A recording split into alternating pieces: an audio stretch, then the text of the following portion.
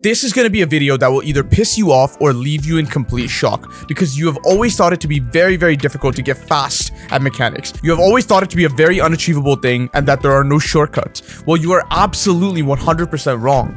Here are 5 fundamental tips that you have never heard before on YouTube that will outline exactly what you need to do to actually get fast and speedy mechanics, just like your favorite pros. So stay tuned and pay attention because I'm going to forever change the way your mechanics look for the remainder of your Fortnite career. Guys, before the video starts, listen to this. This might be one of the best gaming mice out there. This is the Aspire Pro by OneClick, which is actually a mouse I've designed myself specifically for Fortnite. The world's lightest RGB gaming mouse, coming in at just 53 grams. You get it for 50% off because of our Christmas sale. If that's not good enough, we have international free shipping straight to your door, so you don't have to pay a dime for that. This offer actually ends very soon, so get your Aspire Pro while you can by clicking the link in the description. Thank you guys so much, and now back to the video.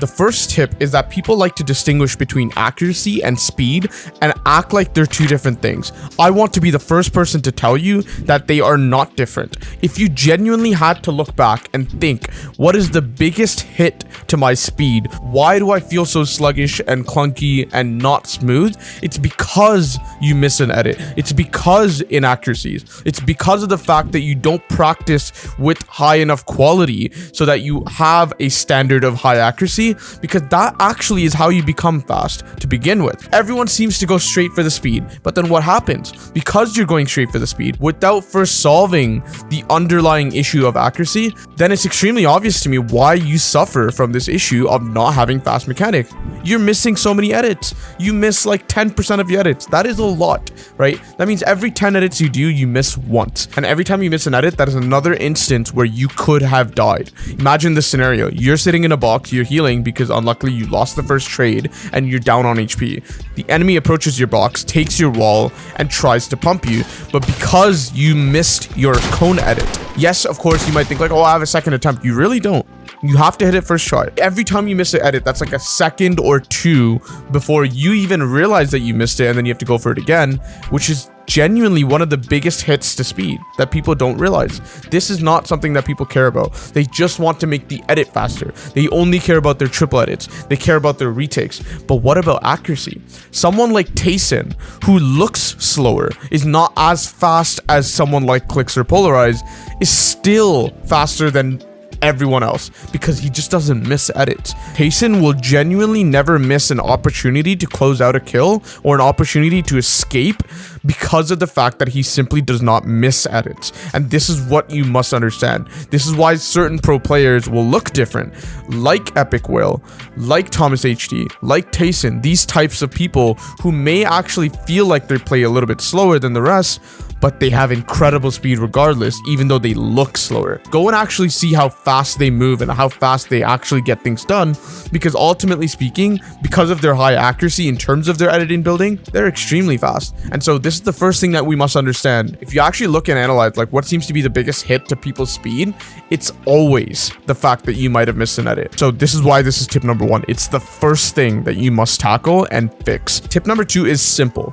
It's a straightforward one. Raider's infamous video on how to speed up your edits and mechanics is the best video on all of YouTube on how to do exactly this. You might be thinking like, oh, how do I get actual practical advice on how to do this? Like, Zycoma, how do I actually fix this issue? Because it seems to me that I'm just slow. Like, I might have fixed my edit accuracy, but I'm just slow. Okay, no problem. If you're looking for genuinely actionable things that you could be doing in order to actually speed up your mechanics, here it is. Raider464 lists out 8 different ways you can actually improve your edit speed. By the way, this is 1 out of 8 different tips that he lists out. This is extremely actionable. How do you actually do this? Well, go and actually make a mechanic sample, a clip of you just going through a free build of like 1 or 2 minutes, and then go back through this and try to figure out exactly which of the 8 apply the most to you. Maybe all 8 of them apply to you. Maybe only 1 of them apply to you. Go and watch this video. If you actually care about speeding up your mechanic and you are willing to actually put in a little bit of work to get this done, go and watch Raider's video and actually do what I'm saying in this video, guys. Like, you don't watch my videos for fun. You watch my videos because you actually want to improve. So listen to what I'm saying. Go and watch his video. Go and try to figure out exactly which of the 8 apply to you the most, and then work on it. Make some drills that tackle specifically that aspect. And then when you actually free build next time, after these things are fixed, you'll notice something very interesting. You've sped up dramatically. Tip number 3 is very, very simple, but it's often overlooked. So listen up. When you mess up and when you're making mistakes, understand that you're not as bad as you think you are. And when you're actually doing really, really well and your training is going super, super good, understand that you're not as good as you think you are. And there's always still more to improve. And so what it really does is it keeps you grounded, because when we stop practicing, it really just comes from either a place of insufficiency or a place of complacency. And this is not a Fortnite thing. This is a very common psychological problem that applies to everything in life. And it's actually a really cool hack to maintain consistency and remove these extremes. You don't feel that volatility when you're practicing.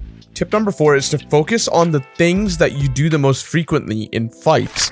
And this is the definition of time well spent. You should really just focus on all the things that we tend to do in the middle of a fight, because it's honestly not that many. I can make a list for you right now. If you focus on how to take a wall properly and safely and practice that on repeat. If you focus on your go-to retake, or what I suggest, the 180 high wall retake on repeat. If you focus on making sure that you can box up on the spot as fast as you possibly can and as cleanly as you possibly can without wasting any extra mats on the outside, because that's what people tend to do, this will also be a very effective use of your time. If you can focus on making sure that you can expand by flipping your cone and then editing out a side wall or a back wall as fast as you possibly can, this is another good use of your time. Do you see the pattern here, right? We're looking for common things that happen in fights and then constantly working towards fixing those, because fixing some sort of niche scenario or some sort of pattern that is not that frequent is not a good use of your time. It's not actually that productive, because what is the point of being good at something that doesn't happen that often? I would rather, at least to start with, focus and prioritize on fixing all the things that are fundamental to the game that happen all the time, like the examples that I gave. I'm sure there are more, but focus on fixing just the ones I've mentioned so far, and then of course you can add to that list and then fix it from there. If we have to master absolutely everything, there's just not enough time in the day to fix all of that. Focus on the things that tend to be repeated, that tend to show up frequently in fights. I have genuinely found that a lot of students have benefited from this practice, and I have no reason to believe that you wouldn't too. Last and final tip, and I specifically saved it for last because I think it's that important, is to understand that we as human beings like to practice what we're good at. Every single person at some point, including myself, has suffered from this bias, this tendency to try to practice things that give us encouragement. Because to be honest, no one likes to practice things and then feel the reality, the truth of the fact that we suck at a certain thing. If we work on our weaknesses, that is exactly what happens, right? And to counteract this, there's a quote that actually embodies the solution for this exact problem. Take a look. There's a quote that I've fallen in love with. The magic you are looking for is in the work you're avoiding.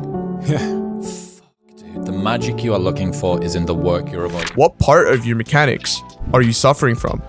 Do you mess up double edits a lot?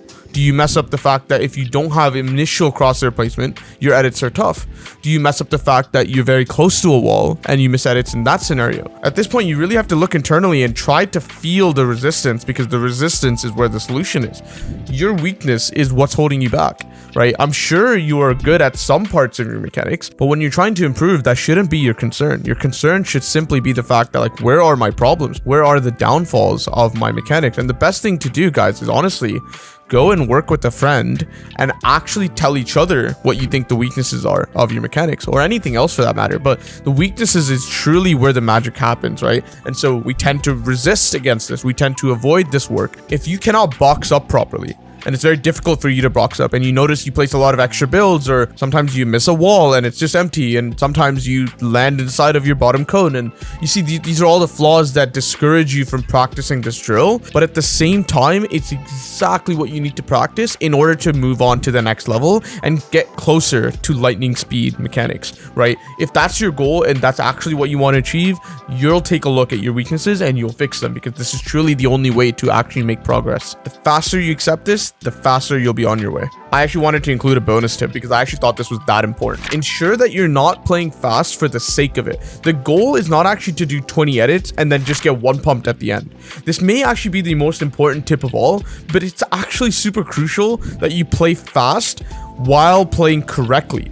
If you actually want to be polarized, if that is your actual goal, and win fights while being lightning fast, you need to understand the game too. This will become a huge hurdle and slow you down if you skip the step, because you'll hesitate, you'll second guess yourself, you don't actually understand why you're doing the things you're doing, you're not actually going to get what you want, you're not going to become a better fighter, you're not going to benefit from this change.